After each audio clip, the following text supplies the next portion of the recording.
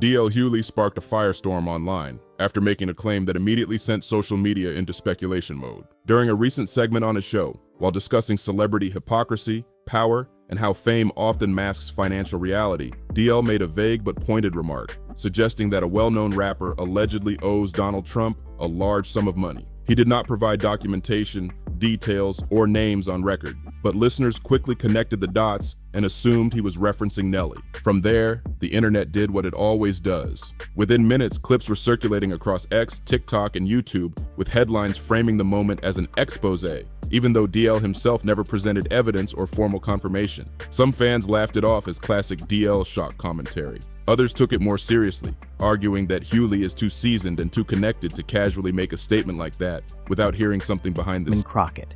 Here's what he said. Jasmine Crockett chooses to express herself. I'm like, is that gonna help your district in Texas? Aren't you there to find a way to get stuff done as opposed to just being an impediment to what Trump wants? How much work goes into that? I'm just gonna go off about Trump, cuss him out every chance I get, say the most derogatory, incendiary things imaginable, and that's my day's work. That ain't work.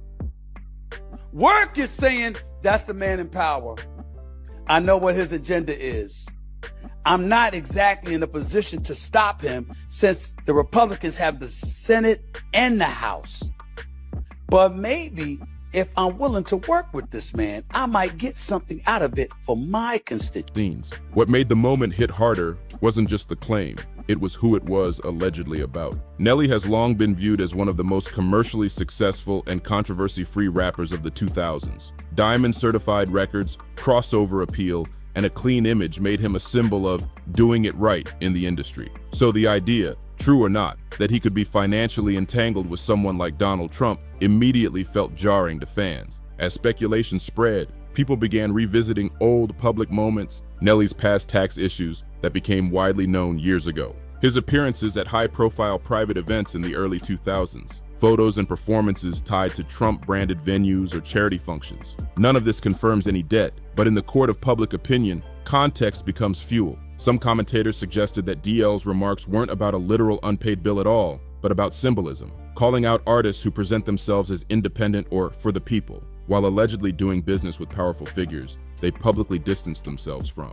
In that framing, the claim becomes less about accounting and more about perceived contradictions. Others pushed back hard, saying DL crossed a line by making a statement that could damage someone's reputation without proof. Supporters of Nelly pointed out that speculation is not evidence and that silence does not equal guilt. Several voices close to Nelly reportedly dismissed the rumor outright, calling it false and irresponsible. Still, as often happens online, denial didn't fully stop the conversation. For some, the moment opened a broader discussion about how fragile celebrity conversation with Stephen A. And I said that I would be more judicious in the way that I critique the things he said, and I would only do it if it rose to the level of something I needed to say something about.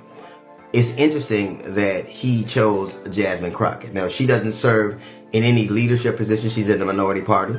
I wonder why he didn't single out, for instance, the President of the United States.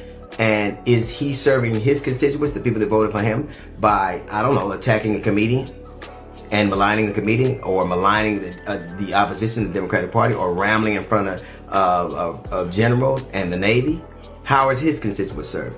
Does he serve his constituents like Mike Johnson, who constantly calls recesses so he won't have to deal of the matters of Congress? Or Jim Jordan, who's been in Congress for 18 years and never has written one piece of legislation in 18 years. I wonder why it isn't those people that he singled out. We're never going to argue about the efficacy of Congress. I think we have an agreement there. I think that they are not effective. I think that they don't do the job.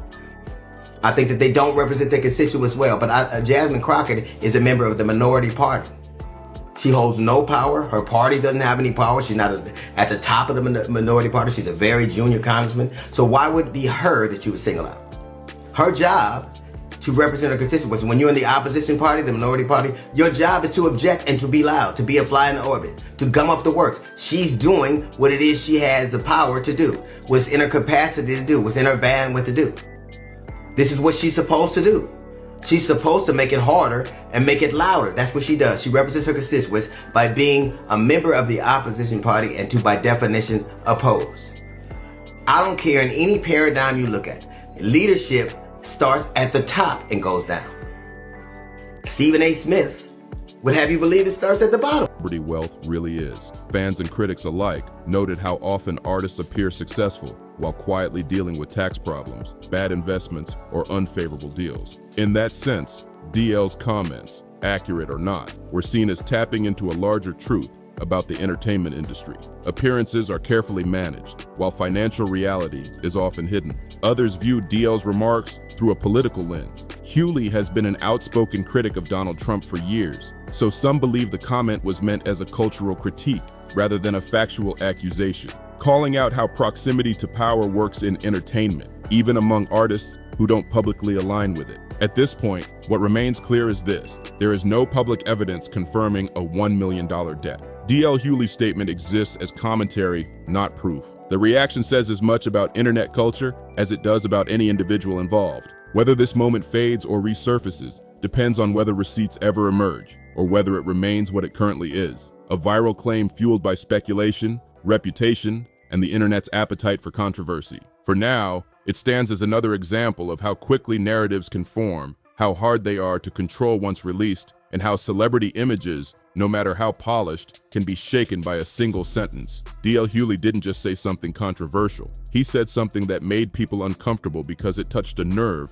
the industry rarely admits out loud. When DL said, "You think these rappers are rich? You think these comedians own their mansions? They leasing everything. One bad deal, and they crying about taxes." It landed like a slap across the culture. Not because it named anyone specifically, but because a lot of people recognized the truth behind the sentiment. What DL was really talking about wasn't one artist's bank account. It was the illusion of wealth. Behind the cars, the jewelry, the private jets, and the penthouses, a huge number of entertainers aren't wealthy in the way fans assume. They're leveraged. They're living off advances, label credit, tour loans, brand partnerships, and short-term cash flow that looks flashy but disappears fast. The chains are real, but so are the contracts that say the label recoups first. The Rolls Royce is real, but so is the monthly note that costs more than most people's mortgages. DL's point was simple. A lot of artists aren't millionaires. They're middle-class earners with million-dollar lifestyles, and that gap is dangerous. As long as the machine keeps running,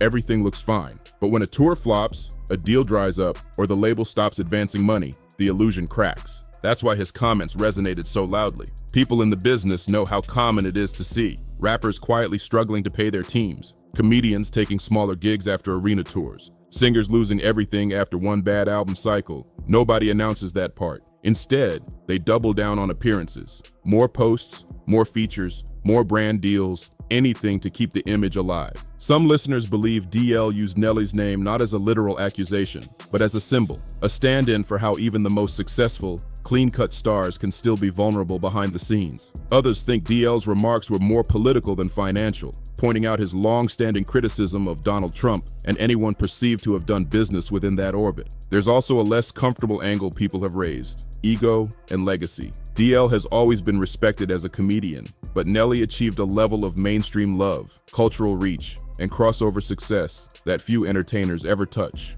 To some fans, calling out a figure that big guarantees attention, whether the point is personal, political, or philosophical. Whatever DL's motive, the result is the same. Once the internet hears the word broke, the narrative sticks. It doesn't matter if it's true. Headlines live longer than corrections. Memes travel faster than facts. And once a public figure gets pulled into that conversation, their image shifts permanently. That doesn't mean Nelly is broke. He still tours, still performs, still has visible business ventures and public success. But as DL's broader argument suggests, success doesn't mean immunity. Every star has debts, contracts, obligations, and financial pressures that fans never see. At its core, this moment isn't really about money at all. It's about pride. It's about image versus reality. It's about how fame can make you look rich even when you're one bad year away from trouble. And now the culture is watching. Will Nelly respond? Will DL clarify or double down? Will others start talking? In entertainment, once one person pulls the curtain back even slightly,